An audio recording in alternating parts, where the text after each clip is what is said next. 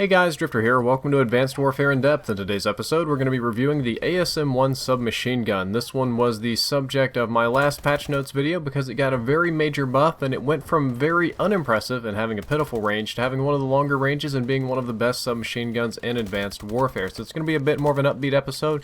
Got a lot of good things to say about this gun, but let's start off with the damage. First of all, it'll deal 35 damage up close, but decrease down to 18 damage at a distance, which means it will kill between 3 and 6 shots depending on how far away the enemy is. That's one of the really good things about this submachine gun, is that it can actually kill in 3 shots. Most of the SMGs in this game are 4-shot kills, and I emphasize that on in-depth. The less amount of shots it takes to kill, the faster you kill them, the happier you're going to be with the weapon, the less hit markers you're going to get, and it being a 3-shot kill weapon is a very, very good thing. Headshots will deal 1.1x damage. That's generally 1 less shot to kill, except of course up close, that's 3. No melty headshots, but it'll help you at a distance. The range, which I'm showing right now, is the second best in the SMG class. The KF5 with bonus damage is slightly better. That was the normal kill shot range. This is with advanced rifling 3-shot kill range. Not bad for SMGs, especially not bad considering that you can go around the corner hip firing that and drop people at random. It fires in 2 different firing modes. This one decreases over time. The first 3 shots fire at 800 RPM, and the rest of the magazine will decrease down to 720 RPM as you continue to fire. And I know this is exactly the same as the SN6, however, if you have the guide or if you look at the PC code or anywhere else, it'll tell you that the SN6 fires faster, and while that's technically true and it is coded to fire faster, due to frame rounding and all that thing that I talk about in every single in-depth episode, this is your actual rate of fire measured from the game.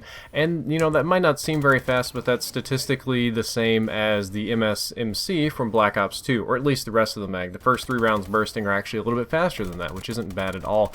Recoil is very low, and the grip is not needed. I'm not going to do a wall test here because I don't feel that's necessary to prove how low the recoil is on this SMG. It's just very easy to handle. You can use it for 5 minutes and kind of get that feel. Of course the grip helps, but I don't feel that it helps enough to warrant it being used as an attachment.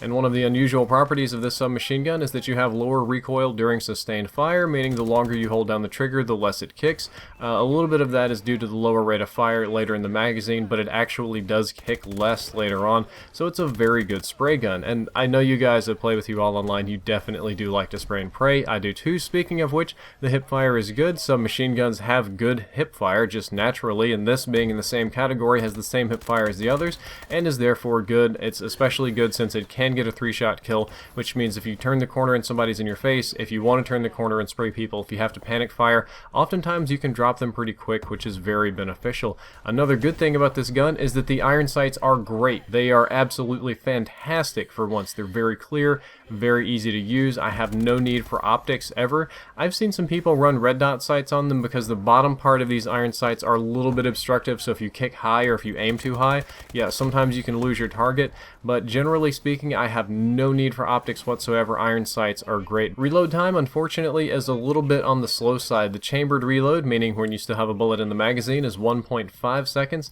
A little bit slow. The fast reload, very beneficial on this submachine gun. That's double tapping the reload button, so you throw the whole magazine away. You lose the ammo, but you reload fast. It's a little bit less than a whole second. It's 0.95 seconds. Very beneficial there. Raise and drop times are pretty normal for submachine guns and guns in general in Call of Duty. 0.95 seconds to raise and 0.533 seconds to drop. Again, pretty normal, nothing really special about it. Run speed is 100%, meaning you get maximum mobility with this submachine gun. It's right on par with shotguns and everything else, making it very good for capture the flag, uplink, or anytime you need to cross the map very, very quickly.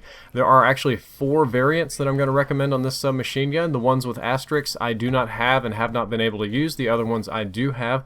The one that you get for the Marksman Challenge, 300 kills, the magnitude is one of the best ones. You get +2 range, -1 handling, and -1 mobility. Handling and mobility, as we've seen from the other in-depth episodes, don't have a big effect, so that one's really good. Strider is also really great. You get increased damage and range. Penalty to accuracy, but is very accurate anyway. The Reckless I have, that's essentially just having rapid fire built into the gun, which is great because it shoots a little bit slow. That'll pick up the time to kill.